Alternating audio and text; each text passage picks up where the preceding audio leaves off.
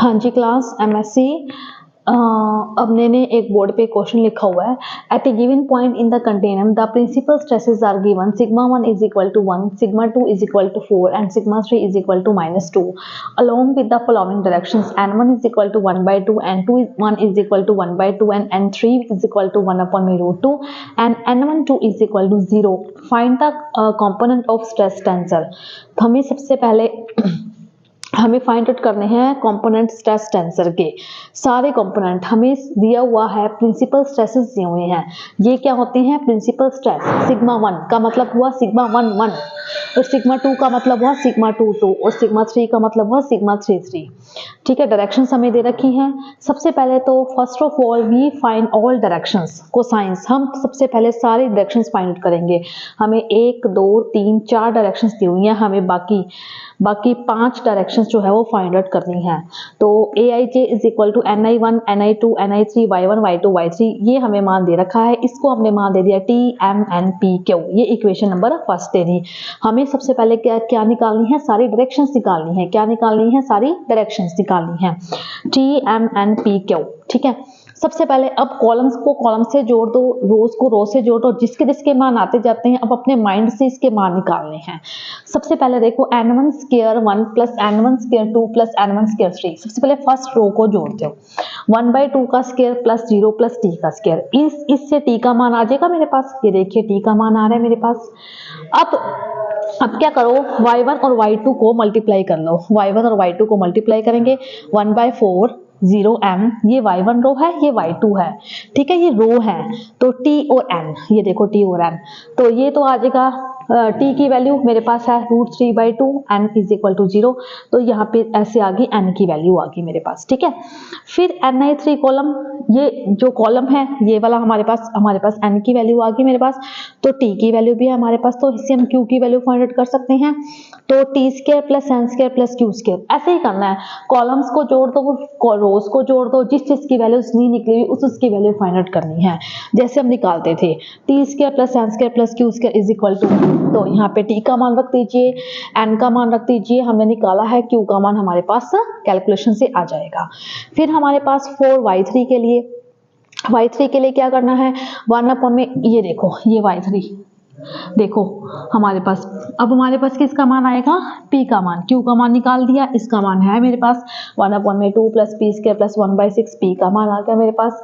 इस तरीके से अब ni कॉलम दूसरा ले लो, दूसरे की स्क्वायर कर दो, 0² प्लस m² प्लस p²। हमारे पास p का मान भी है, m का मान भी आ गया।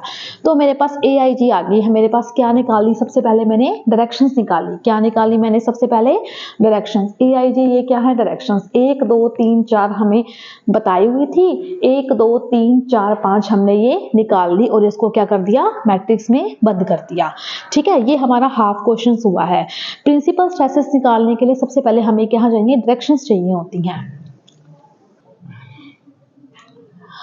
फिर इसके बाद डायरेक्शंस निकालने के बाद हम जो भी हमसे पूछा हुआ है स्ट्रेस टेंसर्स हम वो निकालेंगे। ठीक है, हमसे क्या पूछा हुआ है? इसमें हमसे पूछा हुआ है the principal stresses are given the following directions और कंपोनेंट्स ऑफ स्ट्रेस टेंसर। तो देखो मेरे पास ये आ चुकी हैं। ये आपको ध्यान में रखना है। सिग्मा आई जे डैश होता है AIM AJN सिग्मा MN। तो आई जे डैश M की जगह 1 पुट करो, N की जगह 1 पुट करो, M की जगह 2, N की जगह 2, M की जगह 3, N की जगह 3। M और N डमी इंडेक्सेस हैं तो M और N की जगह 1 2 3 यूज करो। तो हमारे पास फिर हम निकालेंगे सिग्मा 1 1 डैश, फिर निकालेंगे सिग्मा 2 2 डैश, फिर निकालेंगे सिग्मा 3 3 डैश। फिर I और J की जगह 1 पुट करो। ये देखो A11 sigma 1, A12 sigma 2, A13 sigma 3। तो A11 की वैल्यू मैंने AIJ पूरा आपको पहले निकाल के दिखाया है, तो यहाँ पे वैल्यूज रख दी। सिग्मा 1 मुझे दिया हुआ है 1, सिग्मा 2 दिया हुआ है 4, सिग्मा 3 दिया हुआ है -2। सारी वैल्यूज इसमें पुट करके सिग्मा 1 1 डैश का मान निकाल दिया।